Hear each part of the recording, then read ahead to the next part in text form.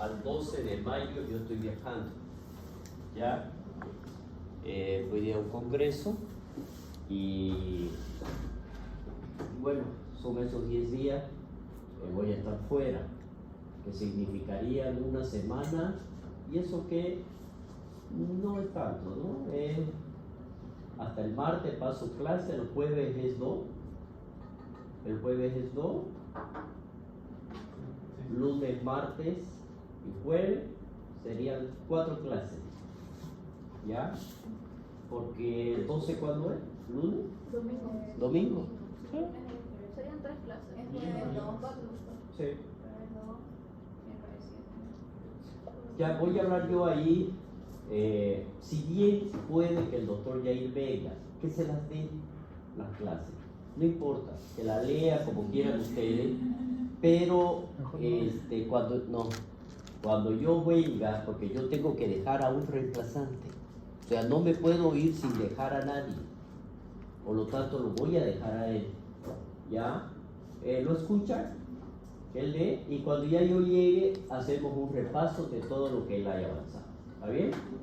Muy bien.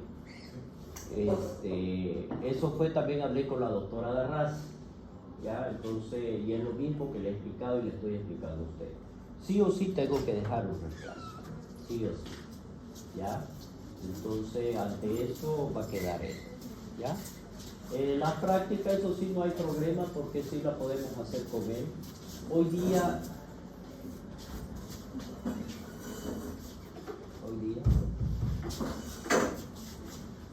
jueves.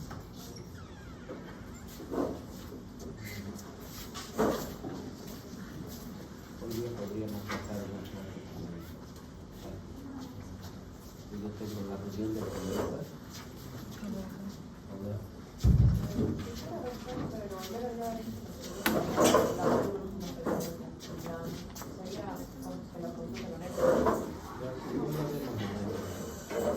Si ya lo hablo con ellos, ya dejémoslo así.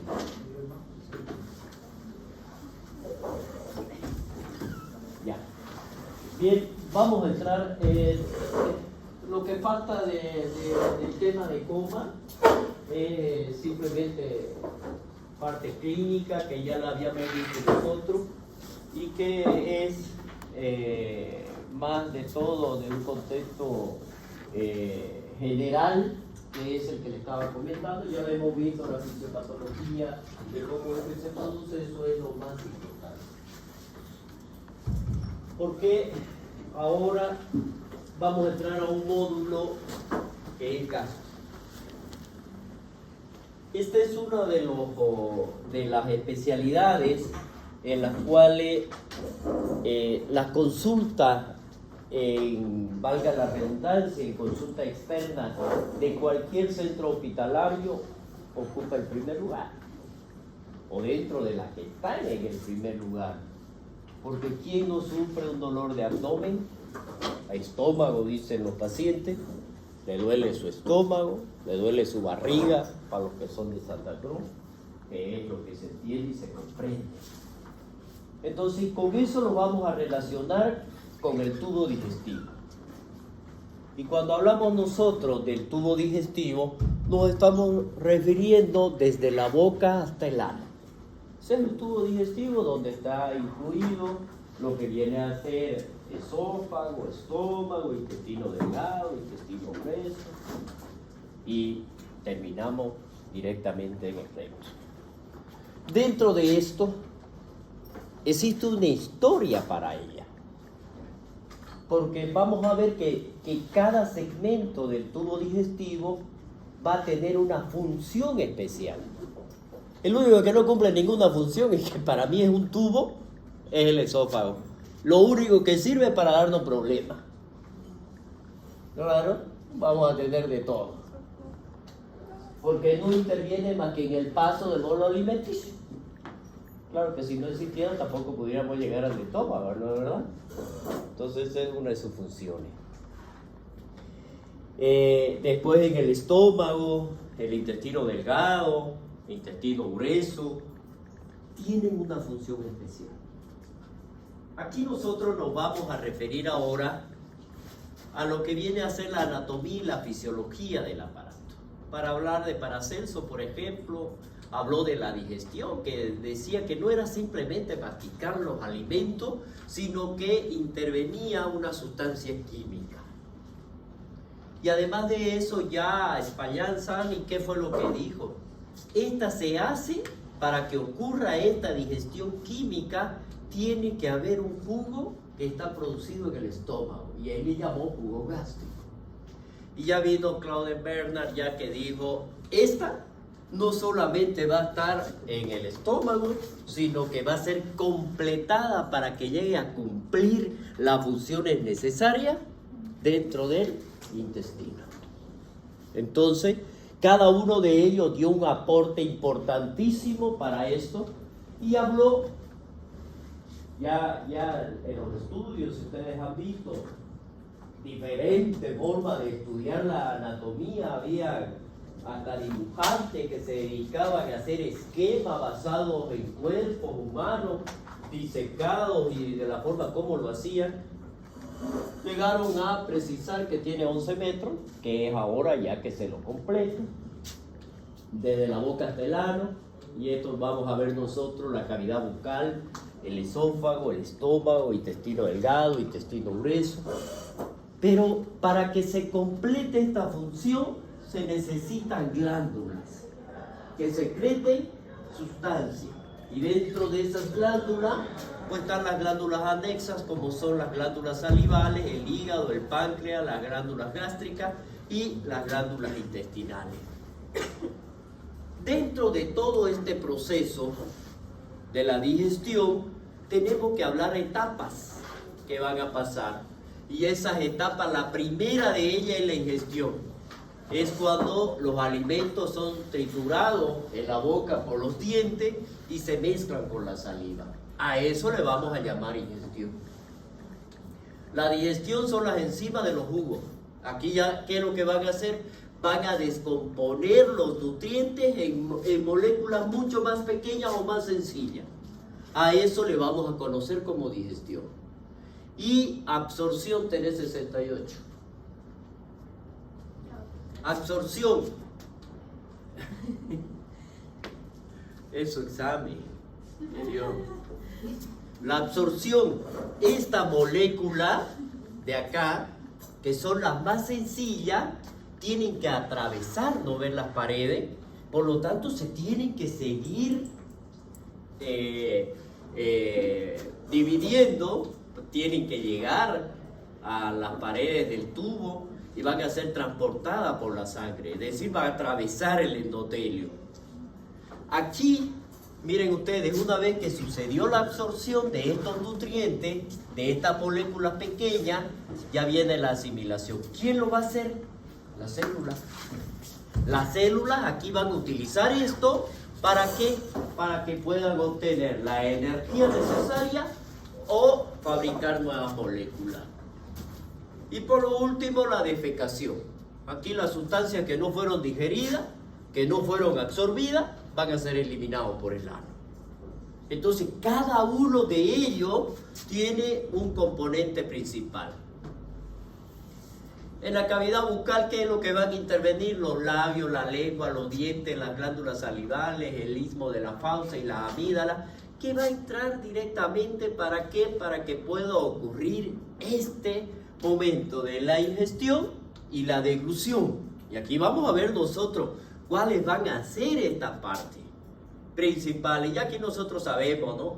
Los dientes en el adulto cuántos son y en los niños cuántos son. 34. ¿Cuánto es en un niño? 28. ¿Y en un adulto? 32.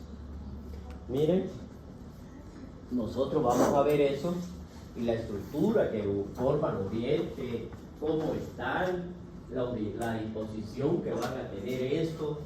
Adelante están los incisivos, luego vienen los caninos y por último los premolares y los molares.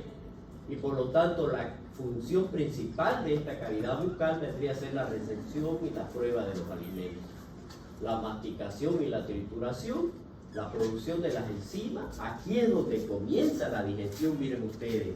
Y luego viene la producción de moco y de humedad. ¿Para qué? Para formar ese bolo alimenticio que es el que va a pasar. Y si nosotros seguimos viendo, en la lengua vamos a tener nosotros una conformación especial porque existen unas glándulas dentro de ella. Como es un órgano musculoso que es muy móvil, van a intervenir en la masticación y en la deglución y es el que nos va a dar el gusto. Estas glándulas o estas papilas tienen una distribución tan característica, miren ustedes, aquí vuelvan un poquito a neuro, ¿ya? Vuelvan a neuro cuando hablábamos de lengua, en la distribución de la práctica, cuando hablábamos de los pares craneanos, perdón, ¿no es verdad? En la distribución, ¿a dónde van? En la punta están las papilas, pero las que dan el sabor dulce.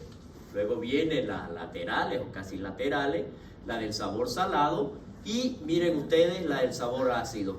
Porque las partes de atrás son las que nos dan el sabor amargo.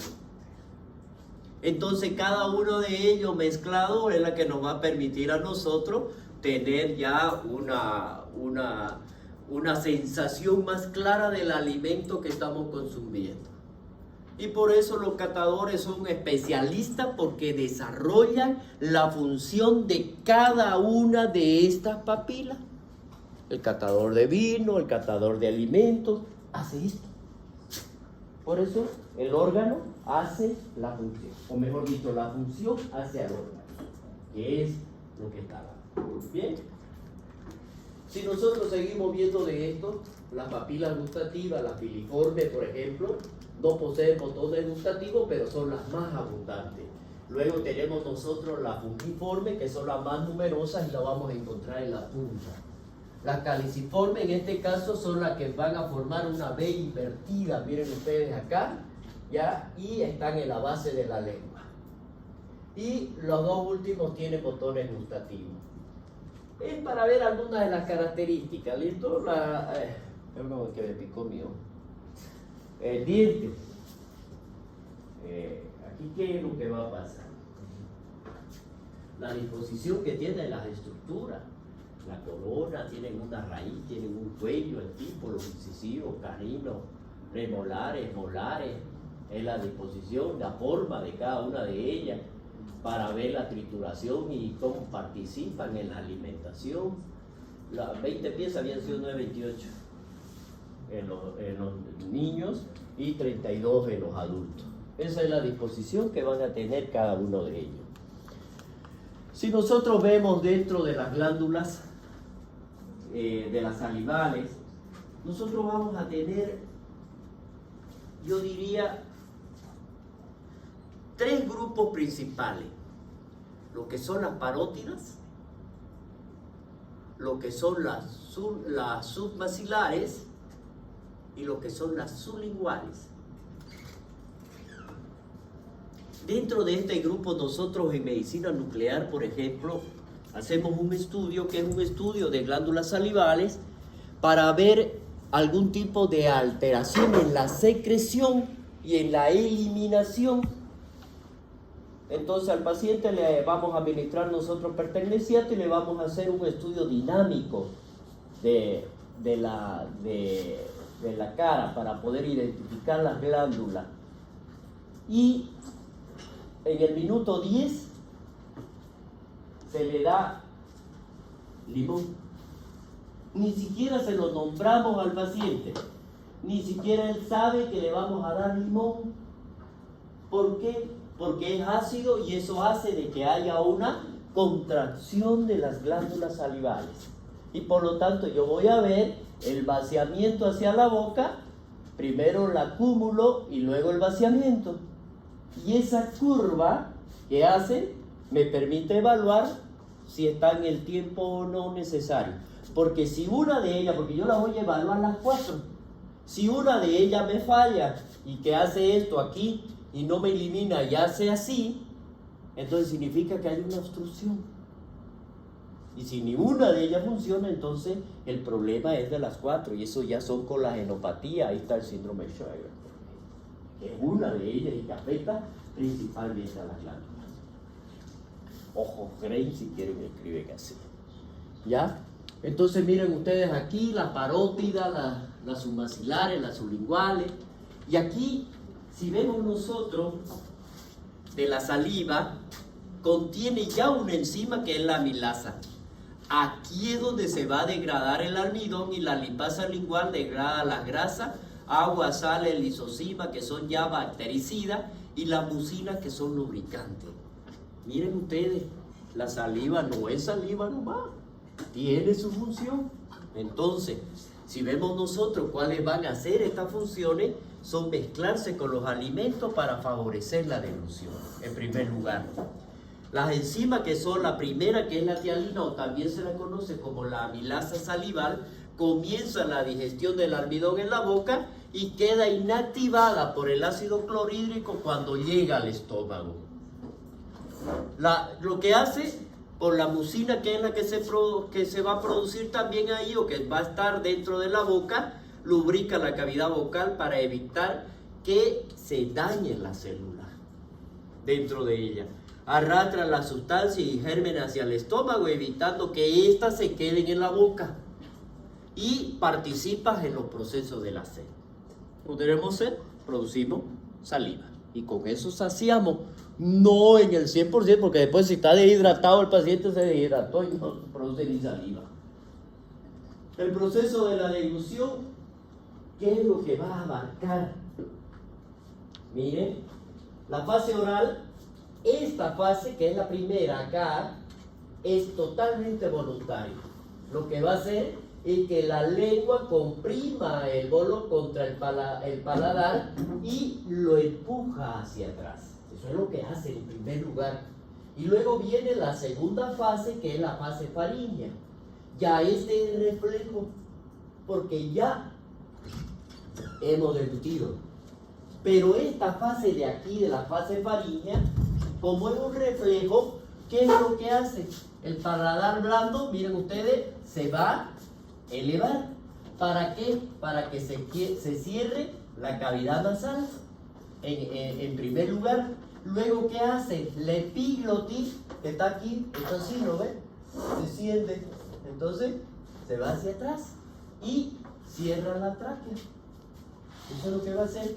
Y por último, se inicia un movimiento peristáltico desde aquí mismo para que vaya avanzando el bolo alimenticio y llegue a la faringe. Eso es lo que va a hacer. Esa es la parte de la que nosotros tenemos que conocer de esta fase. La fase bucal y oral y la fase faríngea. La faringe ya sabemos, ¿no? Es el que va a comunicar el aparato digestivo con el respiratorio, y se va a comunicar a la boca a través del istmo de las fauces, el esófago, las fosas nasales a través de la coana, la laringe a través de la glotis y el oído medio a través de la trompa eustaquia. La función de la faringe y el esófago, aquí ¿cuál va a ser? Primero, la conducción del bolo alimenticio. Aquí yo les voy a dar la parte general, les estoy dando en estos primeros temas. La parte general. Y después ya vamos a abarcar cómo está dividido el módulo, ¿ya? Esófago, estómago, viendo las patologías de cada uno. Conduce el bolo alimenticio, no tiene función digestiva alguna, como lo van a ver ustedes, y no posee ninguna enzima. En el esófago, ¿qué es lo que vamos a ver nosotros? Dice, como es un órgano muscular y tiene una longitud aproximadamente de 30 centímetros, comunica lo que es a la faringe, acá, con el estómago acá. Va a descender, miren, aquí está la tráquea, desciende por detrás de la tráquea y por detrás del corazón. Va a atravesar, aquí estaría el diafragma, por un orificio que se conoce con el nombre de hiato. Que ese me va a dar alteraciones. Que ese me va a provocar alteraciones que lo vamos a conocer como hernia de hiato, o puede haber una insuficiencia de los dos esfínteres que tiene el esófago, uno superior y el otro inferior. Puede haber insuficiencia y me pueden dar reflujo. Esos son temas que me van a abarcar y que lo tenemos que ver en cada uno de ellos. Ya tiene dos esfínteres, uno superior y otro inferior. Miren ustedes aquí, son la forma de cómo es que va a llegar el bolo alimenticio hasta llegar al estómago. Si hablamos un poquito de la histología, que esto es muy importante porque en base a esto se van a producir las patologías. La capa mucosa, que es esta de aquí, va a tener el epitelio que es plano pluriestratificado no queratinizado. Por lo tanto, no tiene glándula, absolutamente, no hay. La capa submucosa tiene tejido conjuntivo y la muscular, vamos a ver aquí que existen las células, tanto musculares lisas, que van a ser perimetrales y perimetrales longitudinales y que son responsables de los movimientos peristálticos. Y una capa adventicia que es esta de acá. Yo digo que el esófago más o menos funciona así, miren. Hagan de cuenta de que esta es la longitudinales y estas son las circunferenciales. Entonces, ¿qué hace? Esto. ¿Y qué va a causar? Cuando se... Por supuesto que es que se están contrayendo, ya no es que se vaya a hacer así, es cada una de las fibras cómo se van a contraer. Entonces, al hacer este movimiento, causa peristaltismo. Pero eso es reflejo. Bien. Bueno, esto es, miren, el esófago, la diferencia con el estómago. Miren, este de acá es mucoso, perdón, es glandular, y este de acá es no queratinizado. ¿Ya? Y vamos a ver nosotros de cada uno en un corte histológico como lo están viendo. Las ondas peristálticas son contracciones que están dadas por las ondas de la contracción de la musculatura y empujan el bolo hacia el estómago, que es lo que hemos estado hablando hasta ahorita. La digestión en el estómago, miren lo que va a pasar. Arriba se llamaba un bolo alimenticio, que fue el que se formó. Entonces, si nosotros hablamos del estómago, prácticamente este vendría a ser el órgano o el segmento del tubo digestivo más dilatado que existe, ya que es eso de acá, donde aquí se va a completar la digestión mecánica en primer lugar, y hasta aquí no pasaba nada, ¿no es verdad? Porque acá no hubo secreción de enzimas, solo en la boca, la que teníamos, porque en el esófago no teníamos nada. Hasta aquí llegó una digestión mecánica. De aquí para acá viene a ser digestión química. Eso es lo que vamos a ver nosotros. El bolo alimenticio, que hasta este momento, antes de ingresar al estómago, que se llamaba, ya se va a llamar químico. Aquí cambia ya.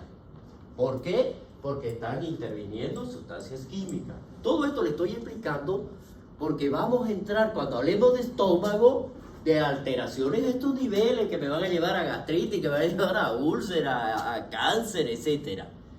El esfínter pilórico, que es este de aquí, es el que va a regular el vaciamiento del estómago.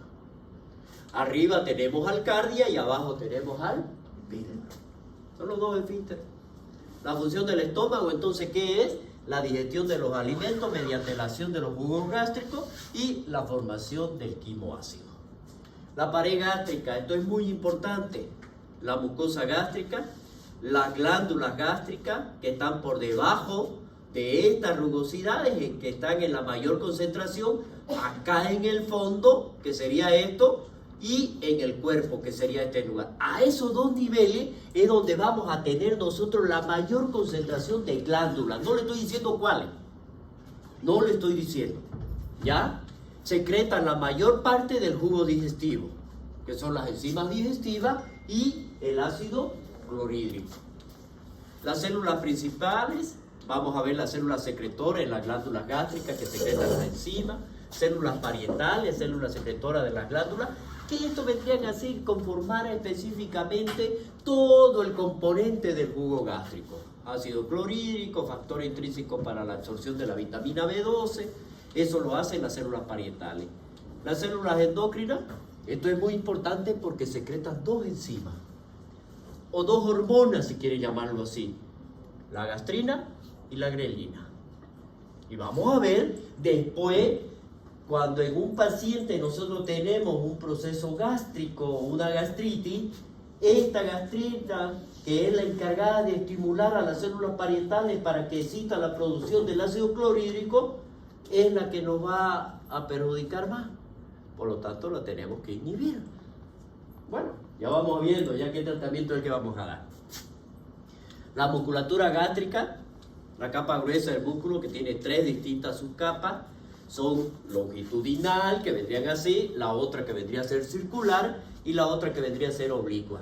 Esta sí se hace un puñete, así, cuando se contrae, para que ayude al proceso.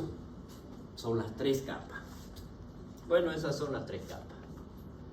El estómago, bueno, la misma disposición, las glándulas cómo es que está transformado en cada una de ellas, la secreción que va a existir. Esto es un esquema. Lo mismo acá para que vean ustedes hacia dónde llega la secreción del jugo y la distribución de cada una de las capas. Las glándulas gástricas contienen 4 tipos de células, las principales que son, ojo con esto. Las células principales, miren ustedes, producen el pepsinógeno. Una vez que este está producido, se pone en contacto con el ácido clorhídrico y se transforma en pepsina. ¿Qué es lo que va a pasar aquí? La enzima, que es la encargada de ¿qué? De degradar a las proteínas. Miren ustedes, vuelvan ustedes a su esquema del estómago. Yo lo comparo con mis manos. Esto de aquí es el cardia, esto es el estómago y este es el píloro.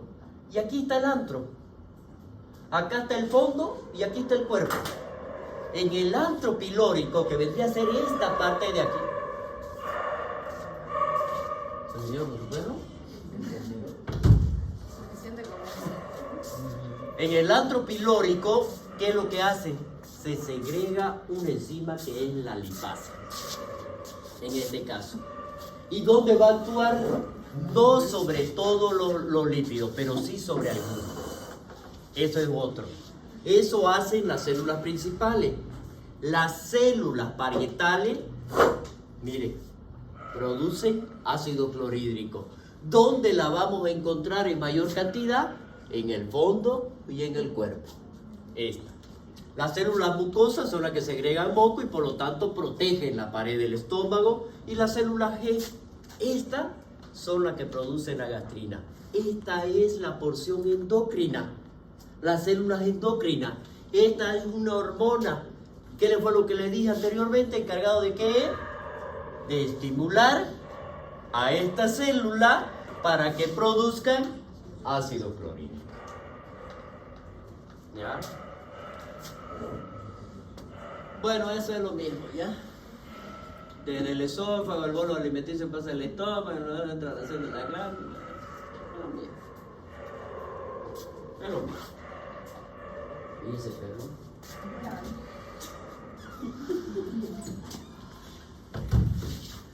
El intestino delgado. Yo le dije que estamos hablando de forma general, ¿no? En el intestino delgado, miren ustedes, aquí es donde va a ocurrir la mayor parte de la digestión. Porque aquí las enzimas que se producen completan esta digestión química que había anteriormente, que llamábamos el quimo, que era una digestión química, ¿no es verdad? Y casi toda la absorción del resto de los nutrientes a este nivel. Dice que si extendemos esto, se hacen 300 metros cuadrados. Si extendemos la superficie del intestino delgado. Un tubo arrollado de 7 metros, de algo más de 2 centímetros y medio de diámetro. Lo vamos a dividir en duodeno, yeyuno e ilio. Se continúa con el intestino grueso a nivel de una válvula que se la conoce con el nombre de iliocecal. Eso es un estudio contrastado para que ustedes puedan ver el intestino delgado y la forma como estarían dispuestos. La digestión química. Aquí ya viene otra, miren ustedes.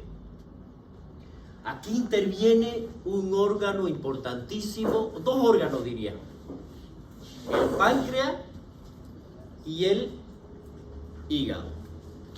Aquí la bilis y el jugo pancreático van a vertir su contenido al duodeno a través de la ampolla de váter y se mezclan con el quimo.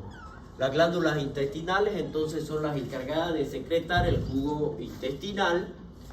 Y si nosotros vemos la distribución que tienen estas células epiteliales, yo le digo células epiteliales porque son como una especie de fimbria que van a salir y es el mismo epitelio y es como si fueran prolongaciones de las mismas células para que puedan captar, absorber e introducir dentro de ellas para que puedan atravesar la membrana y llegar al aparato circulatorio.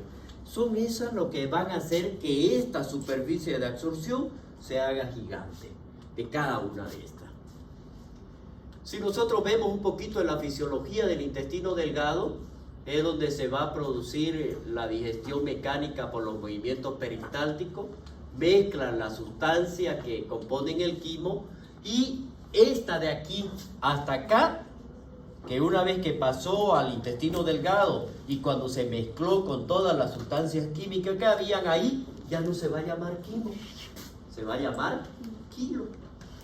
Entonces, la digestión química entonces se produce ¿por quién? Por la acción del jugo intestinal para transformarlo en kilo. Y en aproximadamente lo que se va a producir este jugo intestinal en 24 horas son 3 litros, aproximadamente. Se controla por la liberación de una hormona, que es la hormona enteroquinasa. En el intestino aquí se va a producir la absorción de aproximadamente el 90% de las sustancias que van a lograr pasar y atravesar y que van a llegar a la sangre. Completa la digestión, se inicia el proceso de reabsorción a nivel de las vellosidades intestinales. Una vez que pasaron estas sustancias desde el tubo digestivo hacia la sangre, luego pasan a la linfa, diariamente se van a absorber alrededor de 9 litros de agua para que contienen dentro de esos 9 litros de agua absorbida aproximadamente 500 gramos de nutrientes para que puedan subsistir nuestro organismo. Los nutrientes van a llegar a los capilares, van a penetrar, luego que llegaron aquí, esto es la circulación entérica, ¿no ve? Una vez que atravesaron por todos esos capilares, van a llegar a la vena porta y que lo van a llevar hacia el hígado. Y ahí se metaboliza. Entonces, la grasa penetra en los vasos quilíferos y pasan a las redes linfáticas y las vellosidades y las microvellosidades proporcionan aproximadamente una superficie de absorción de 300 metros cuadrados. Si es que lo logramos extender.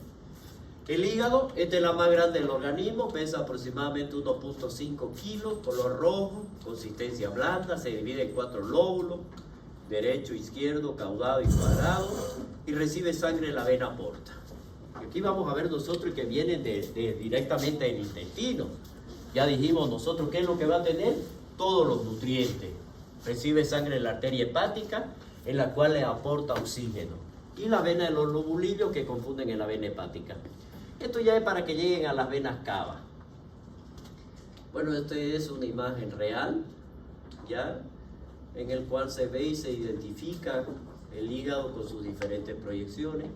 Vamos a ver que está constituido por lobulillos. Estos lobulillos son, que tienen una forma hexagonal, que van a tener alrededor de él los hepatocitos, pero dentro de ellos, de esto de acá, se encuentra una vena, que es la vena central. Es ahí donde van a llegar los espacios triangulares que vienen de la rama de todas las arterias, de toditas esto de acá, de las hepáticas, vienen, confluye hacia una vena porta, donde hacen una red capilar dentro de la misma y lo llevan a un conductilio, que es el conductilio biliar, para que recoja la bilis que se está produciendo en los hepatocitos y se lleve hacia su reservorio. ¿Dónde es su reservorio? En la vesícula biliar. Sé más o menos el trayecto que va a seguir hasta cómo se va a formar. Entonces dijimos que el hígado aproximadamente miren lo que segrega, entre 250.000 ml de bilis al día. ¿Ustedes creen que se va a quedar así? Se concentra se concentra. Tiene el color amarillo porque tiene bilirrubina y biliverdina, que es donde se va a originar. Se libera después de la comida, porque se va a abrir el esfínter de Oddi, porque se libera una enzima que es la colecitoquinina, que es la que va a venir y va a estimular para que se abra. Y se cierra, se abre el esfínter y se contrae la vesícula en el duodeno. La bilis tiene una doble función. Primero, antiemulsionante. Este es lo que hace que se disminuya la tensión que existe en las grasas, ya de toda la sustancia. Entonces, a ver, quiero darle un ejemplo. Los antigrasas, eso que es para lavar los platos, ¿no ve que se utilizan? Si ustedes lo ponen encima del agua, donde hay grasa, van a ver ustedes que las grasas es como si se separara. ¿Ya? Y al mismo tiempo, ustedes al inicio meten la mano donde está el agua con grasa, ustedes pueden sacar y la grasa se pega. Pero si ustedes meten la mano después de aplicar el antigrasa, ya, ustedes meten la mano, lo sacan y se chorrea. Pero si antes lo hacen eso así, no chorrea. Y es por este efecto. Y el efecto solubilizante que tiene. Esto es lo que hace que se facilite la absorción, lo hace más soluble, su liberación está regulada por la hormona que dijimos que se llama la colecitoquinina. La función es la secreción de la bilis, el metabolismo de los glúcidos, en este caso de la glucólisis, lleva una glucogenólisis y una gluconeogénesis. El metabolismo de los lípidos, la síntesis del colesterol y la lipoproteína, metabolismo de proteína, eliminación de toxinas y hormonas, síntesis de factores de coagulación, depósito de sustancias, eliminación de eritrocitos envejecidos por la célula de Kupffer, activación de la vitamina D y la formación y excreción de bilirrubina. Eso lo hace por degradación de la hemoglobina. La vesícula, miren ustedes, si bien su localización y la dimensión se tiene una forma de saco, más o menos tiene mide entre 7 a 10 centímetros y por 3 centímetros de amplitud y puede contener, dice, entre 30 a 50 ml de bilis.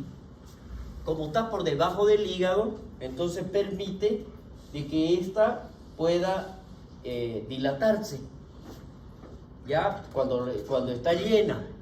Entonces, si nosotros hablamos de la estructura de la vesícula, esta tiene una capa serosa, muscular y mucosa. Esto es la pared.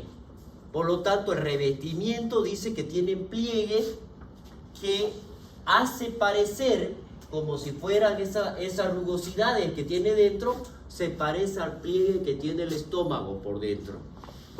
Entonces, la función de esta es almacenar la bilis. Ojo, aquí es donde yo les decía, concentra la bilis de 5 a 10 veces. Es decir, si nosotros tenemos 1000, si lo concentra 10 veces, serían 100. Si tenemos 500, serían 50. Y es eso lo que logra hacer. Porque si no, ¿dónde va a poner los 1000? Entonces, trata de concentrarlo. Y de ahí ya va a depender de que la producción que se va a acumular y cuándo se va a liberar, cuando consumimos alimentos grasos principalmente, y que hace que se libere la colecitoquinina, para que de esta manera se produzca su liberación. En medicina nuclear yo tengo un estudio que se llama biliodigestiva, en la cual nosotros le damos un alimento colecitoquinético. Voy a administrar perteneciato, voy a ver, se llama Bibliotec, el estudio. Entonces, yo voy a ver cómo se forma la bilis. Primero veo la estructura del hígado, cómo se forma y cómo se va acumulando en la vesícula. A los 30 minutos le damos... A los 30 minutos, ¿qué le damos?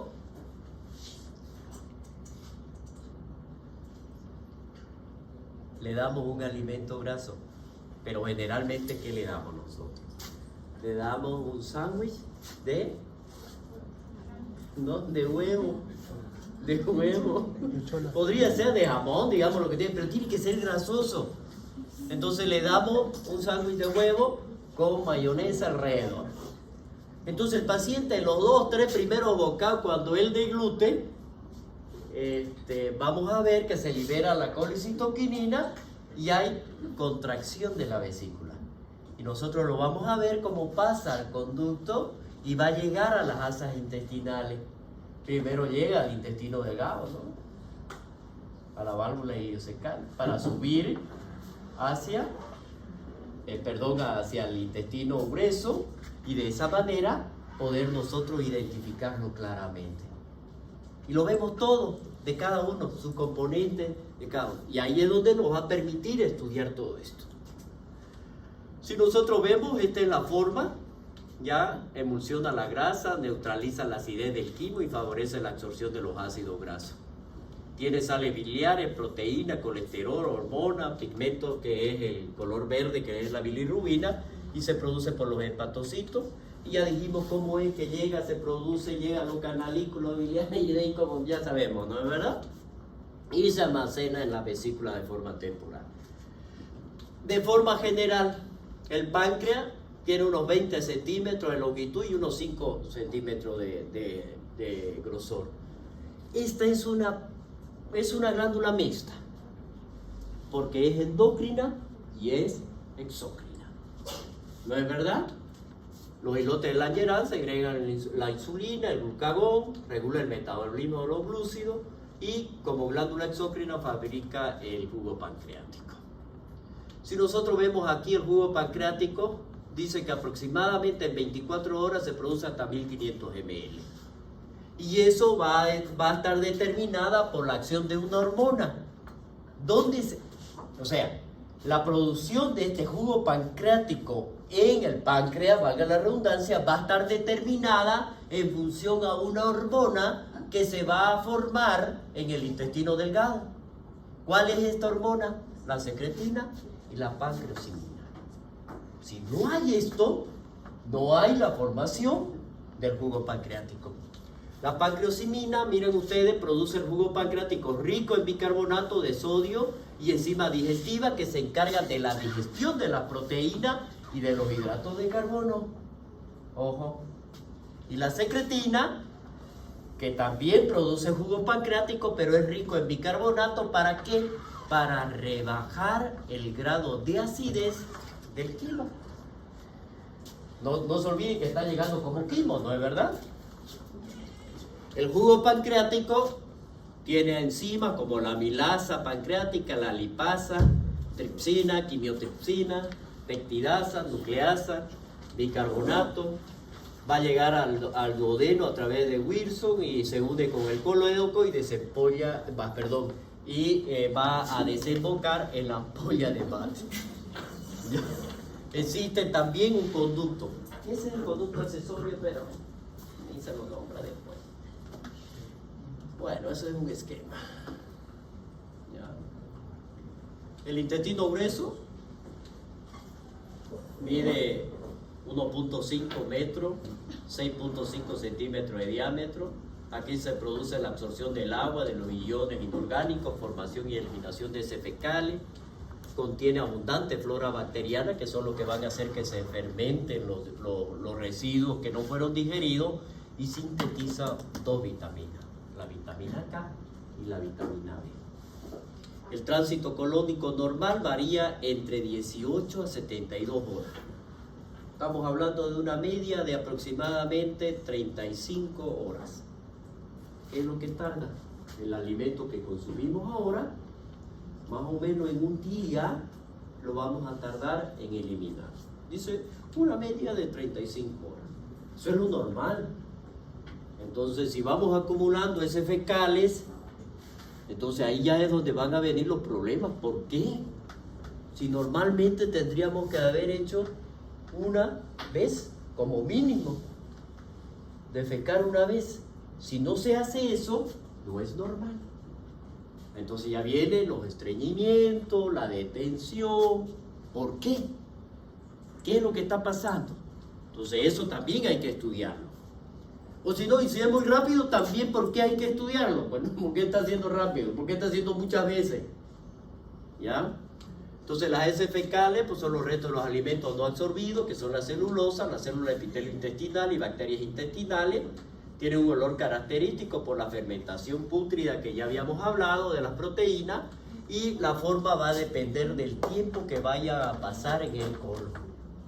Y ahí vemos nosotros tipo 1, trozos duros, separados, como avellana, que pasa con dificultad. Estos son como las heces fecales de las ovejas o de las llamas. Tipo 2, como una salchicha compuesta de fragmentos. Tipo 3, forma de salchicha con grieta en la superficie. Tipo 4, como una salchicha o serpiente lisa y suave. 5 ya son bultos blandos, con bordes definidos, ya que pasa con facilidad. Y tipo 6 ya son fragmentos mucho más blandos, con bordes irregulares y consistencia pastosa. Y por último, el 7 ya son acuosas, ¿ya? Sin pedazos sólidos, totalmente líquidas. La regulación del proceso digestivo, vamos a ver que es una regulación nerviosa. Por lo tanto, lo hace por el sistema nervioso entérico, regula la actividad de los músculos lisos y las glándulas que van a segregar en él. Las fibras nerviosas son las fibras simpáticas y parasimpáticas, que activan o inhiben la función digestiva. La regulación hormonal mediante las hormonas tisulares, la gastrina en el estómago, la secretina y la colecitoquinina en el intestino delgado. Miren ustedes las 3 regulaciones que hasta ahora tenemos, 2, perdón. Veamos aquí. La fisiología del intestino grueso dice que no se va a realizar ningún tipo de proceso digestivo porque no tiene enzima. El proceso son fundamentalmente la absorción del agua y electrolitos, dejando la sustancia de desecho. Tiene movimientos peristálticos que van a llevar al desecho al recto. La flora bacteriana responsable de este proceso y de la fermentación. Aquí es responsable, dijimos, de 2 vitaminas, ¿no? De la vitamina K y de algunos grupos de la B. Las heces se produce como el desecho sólido, ¿no? ¿Cuándo? Ojo, miren ustedes, ¿cuándo sentimos la necesidad de defecar? Cuando llegan al recto, es decir, a la ampolla, que es la parte de donde se acumula, y llega a presionar 40 milímetros de mercurio, la presión del acúmulo de las heces fecales. Entonces, y aquí es donde se produce la orden nerviosa de defecar. Entonces, no es porque yo quiera, voy a ir a sentarme, no, tenemos que tener esa presión ahí. Por lo tanto, cuando nosotros nos llega un paciente con abdomen abultado, distendido, y estamos sospechando o en un vólvulo o en un fecaloma, es necesario realizar el tacto rectal para ver si hay heces fecales en el tacto de la ampolla, o está llena o está vacía. La función de esto es realizar el proceso de absorción del agua, algunos electrolitos, se compone para formar partículas y la eliminación de sustancias. El peritoneo de la lámina más grande y continúa la membrana serosa, ¿no? Tapiza, recubre todo lo que es la cavidad abdominal, que es la parietal, y el revestimiento exterior, que es la capa visceral. Mesenterio. Aquí vemos la proyección del peritoneo parietal en la región lumbar y tienen la libertad de los movimientos. ¿Para qué? Para que el intestino no se enrolle. Y el mesocolon transverso es la extensión del peritoneo. Aquí ancla tanto el colon transverso en la pared abdominal posterior.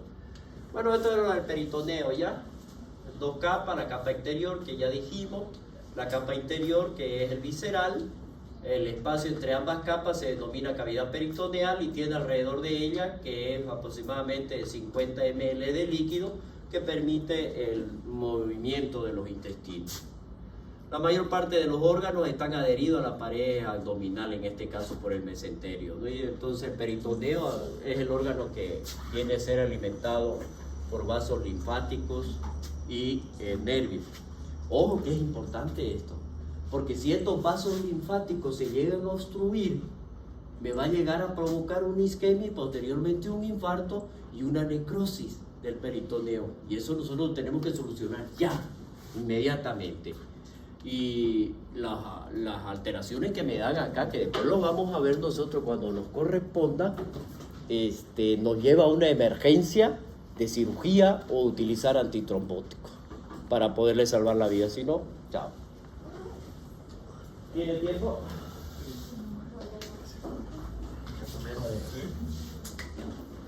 Bueno, por acá.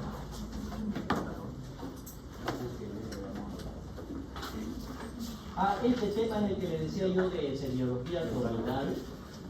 Ya, este lo van a pasar más que todo, son 124 diapositivas. No, este se lo voy a dar para que lo lean. Ya, este no se lo voy a pasar yo. Este ya ustedes lo han visto en semiología y es exactamente lo mismo. Por lo tanto, este tema considérenlo avanzado. Si va a entrar en el examen, sí, alguna pregunta, digamos. ¿Ven? Facilita, pues sí, facilito, a ver, lean, no es facilito, alguna maniobra sí. Ya. Ahora miren acá, de aquí sí ya voy a ver si yo no sé si... Fíjense. No, de aquí ya los temas son cortos, ¿ya? Son cortos los temas y yo no sé si yo el día lunes creo que tengo que viajar a La Paz para la conformación de las mesas técnicas. ¿Saben no que estamos en el problema o no? Bueno, nosotros estamos peleando por ustedes. Ahora nos ha tocado, ¿ya? ¿Por qué? Porque existen dos problemas grandes dentro de la jubilación. Tarde o temprano vamos a llegar a los 65 años. Nos quieren jubilar obligatoriamente a los 65 años. Pero ¿cómo nos quieren jubilar? Esa es otra. Que si bien es nuestra plata, pero nos quieren dividir esa plata que hemos juntado durante 35 años de trabajo, entre comillas, porque no todos vamos a llegar a tener 35 aportaciones, ya 35 años de trabajo. Entonces, ¿qué quieren hacer? Lo dividen como si ustedes o nosotros vamos a vivir 110 años. Entonces, ¿de cuánto nos toca? De acuerdo a los años que hayan puesto, póngale que un colega entró a trabajar a sus 50 años, solamente aportó 15 años. O sea, no es ni el 20%. Oh, y no es con el total ganado, es con el sueldo básico. Y el sueldo básico son 8.400 bolivianos. El 20 pesos, el 20% de los 20 o 30% de los 8.000, es decir, entre 2.000 a 3.000 bolivianos. O sea, y eso lo están jubilando ahora con eso. Entonces, por esa razón es que nosotros hicimos lo que hicimos, hemos estado donde hemos estado. No me han tenido muchas veces en clase, pero hemos logrado que se suspenda ese proyecto de ley en la Cámara de Diputados y vamos a conformar mesas técnicas. Y esas mesas técnicas es donde vamos a aprovechar nosotros para meter en lo que es la matemática adecuatoria, no sé cómo se llama, ya que son fórmulas específicas que, donde nosotros lo que queremos es, sin gastar nada de nuestros propios aportes, disminuir a 80 años, que es el promedio de vida, 80 años. Entonces son casi de 110, son 30 años menos. Pero con eso tenemos un sueldo arriba de 5.000 bolivianos o 6.000 bolivianos, que entre comillas sería más digno, pero no justo. Más digno, pero no justo. ¿Ya? Pero es por eso, chicos, que muchas veces no estamos. Entonces, si es que yo viajo el lunes, va a venir el doctor Yair a dar eso, ¿ya? Los militares tienen el 100%. Claro, ellos tienen un aporte externo. Claro, pero ellos tienen un aporte voluntario. Por eso se jubilan al 100%, porque ellos tienen